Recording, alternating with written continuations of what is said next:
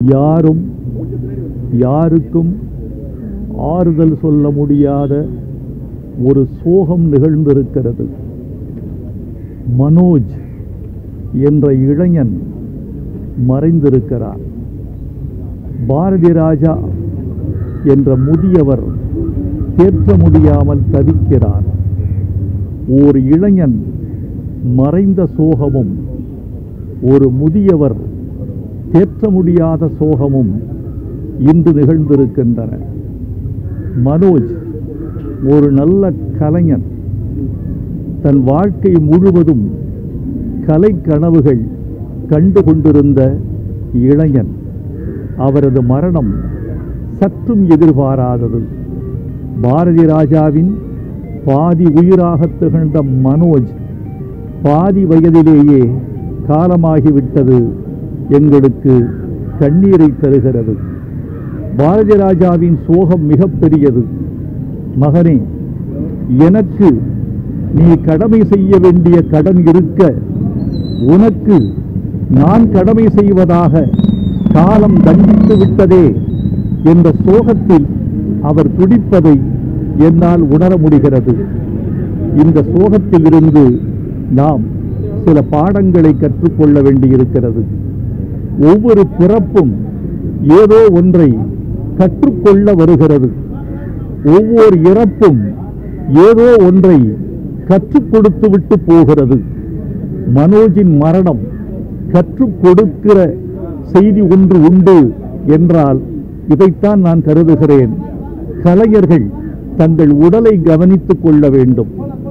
கலை வாழ்விலேயே தங்களை கரைத்துக் கொண்டவர்கள் உடல் குறித்த உணர்வையோ விழிப்புணர்வையோ பெறாதவர்களாக இருக்கிறார்கள்.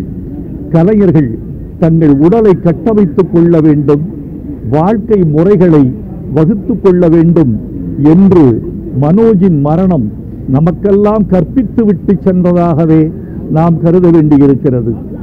இந்த மரணம் இருக்கிறதே, அதற்கு கண் தெரியாது. காதலுக்குத்தான் கண் தெரியாது என்பார்கள். அதற்கு கூட கண் தெரிந்தாலும் தெரியும், இந்த மரணத்திற்கு கண் தெரியாது. முதுமை, மரணம், இந்த இரண்டுமே காலத்தின் கட்டளைகள். எந்த மனிதனும் தவிர்க்க முடியாத ரெண்டு கூறுகள் மரணமும் முதுமையும். மரணம் என்பது கண் தெரியாமல் வருகிறது. முதுமை என்பதாவது வயது பார்த்து வருகிறது. ஆனால் மரணம் என்பது வயது பாராமல் வருகிறது. எங்களை எல்லாம் உறக்கத்தை கெடுத்து விட்டு போன மனோஜ், நீயாவது அமைதியில் உறங்கு. உனக்கு, உன் குடும்பத்திற்கு என் ஆழ்ந்த இரங்கல். மனோஜ் அவர்களுடைய இறப்பு என்பது பெருந்துன்பம். எந்த வகையில் என்றால், நாம் பார்க்க நம்முடைய இளைய தலைமுறையை இழப்பது என்பது துன்பங்களுள் மிகப்பெரிய துன்பமாக நான் நினைக்கிறேன். மனோஜ் எல்லோரிடமும் சகஜமாக பழகுகிறவர். தான் ஒரு இயக்குனருடைய இமயத்தினுடைய மகன் என்பதை அவர் காட்டிக்கொள்ளவே மாட்டார். அனைவரிடம் சிரித்து பேசுவார், இயல்பாக பேசுவார். அவருக்கு திரைத்துறையிலே எப்படியாவது ஜெயிக்க வேண்டும் என்கிற முனைப்பிலே அவர் ஒரு படத்தை இயக்குவதற்காக எல்லா வகையான ஸ்கிரிப்டுகளையும் ரெடி பண்ணி கொண்டிருந்தார். ஏற்கனவே மார்கழி திங்கள் என்ற பெயராலே ஒரு படம் எடுத்திருக்கிறார். ஆனால் வெற்றிகரமான படம் தர வேண்டும் என்பதிலே ரொம்ப முனைப்பாக இருந்தார். அதே நேரத்தில் பிரிக் என்ற அமைப்பின் மூலமாக அவர் திரைப்பட கல்லூரி ஒன்றை Bharathi Raja institute of cinema என்று நினைக்கிறேன், அந்த பெயராலே ஒரு அமைப்பை நடத்தி எத்தனையோ கலைஞர்களை உருவாக்குவதற்கான முயற்சியிலே இருந்தார். அது முழுமையாக நிறைவேற முடியாமல் போனது ஒரு பெரிய துன்பம். அவருடைய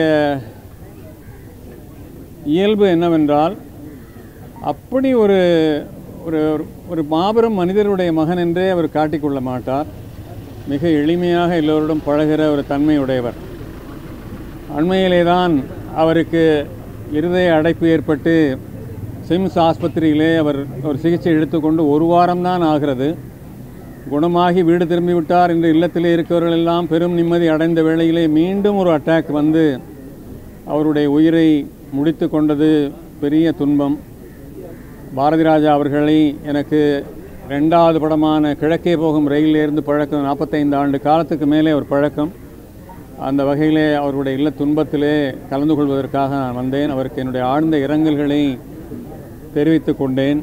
அவர் பேசும் நிலையிலே இல்லை, அவ்வளோ பெரிய துன்பத்திலே அவர் இருக்கிறார். அந்த குடும்பத்திற்கு, குறிப்பாக மனைவிகளுக்கும் அந்த 2 மகள்களுக்கும் என்னுடைய ஆழ்ந்த இரங்கல்களை தெரிவித்துக் கொள்கிறேன். வணக்கம். எல்லோருக்கும் வணக்கம். மனோஜ் சமீபமாக வந்து ரொம்ப எங்கூட நெருங்கி க்ளோஸாக பழகினார்.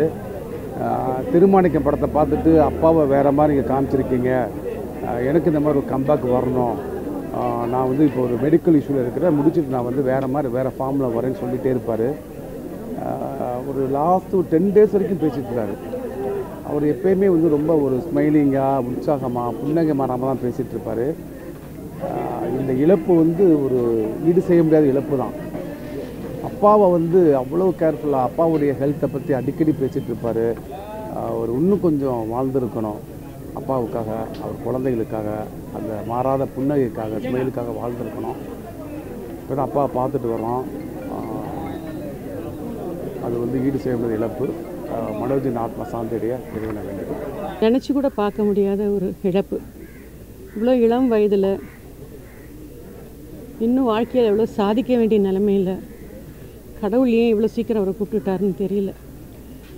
இயக்குனர் எம் பாரதிராஜா சாரை பார்க்கும்போது, அவர் உடஞ்சி போய் உட்காந்துருக்கிறத பார்க்கும்போது, தன்னோட ஒரே மகனை எழுந்துக்கு நிற்கிற பார்க்கும்போது ரொம்ப சங்கடமாக இருந்தது.